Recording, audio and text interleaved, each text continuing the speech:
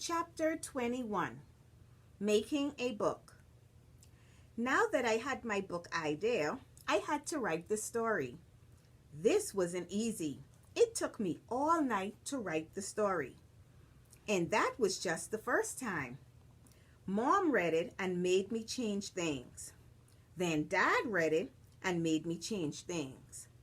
Lizzie read it and told me to change everything, but I didn't listen to her. Finally, I read it to Kiki and Melody, and they said it was perfect. So I brought it to school.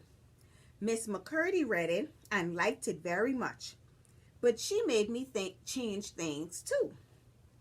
So I had to write my story over 3 times. Then I had to type it all out. Mom helped me, but it still took a long time. After the story was done, I drew and painted picture after picture. It was fun painting and drawing. I used all my favorite colors like rose violet and vermilion red. I made the vegetables look even uglier than they were in real life. And I made myself look prettier by making my eyelashes longer and always wearing a long, beautiful dress. I looked like a princess. But it was easy to make mistakes.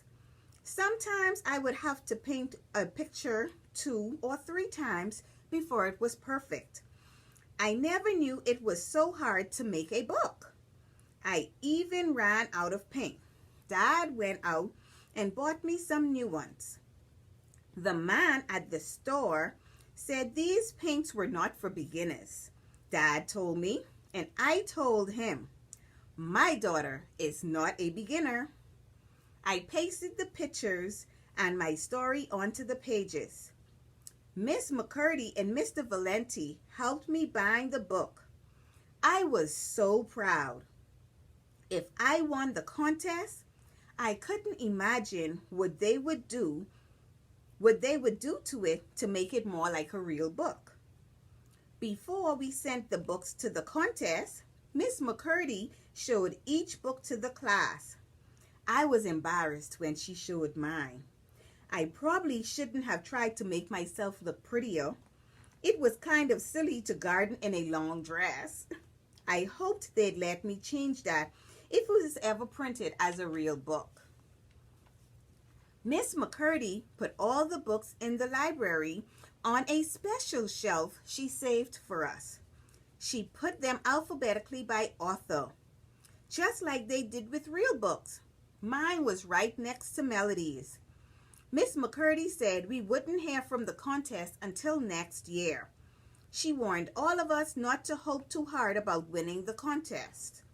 She said it was a contest that everyone in the whole country would be entering, so it would be difficult to win. But she also said we should be proud of our books because they were all good and deserved to win a prize. Next year was a long time to wait, I thought. But if they had to read the books of everyone in the whole country, I guess it made sense. Miss McCurdy gave us our grades. I got an A+. Melody came over to my house after school. She got an A on her book too. Good job, Mom said when we told her the news. I know you both worked very hard on that project. Mom sliced some red bean paste candy for us to snack on as a reward.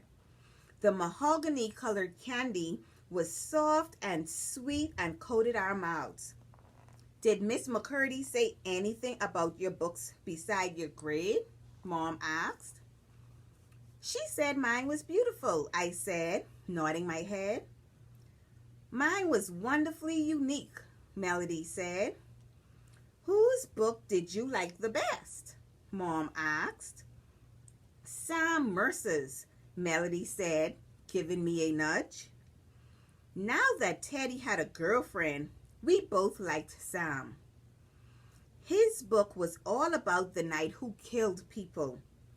That doesn't sound like a nice book, Mom said.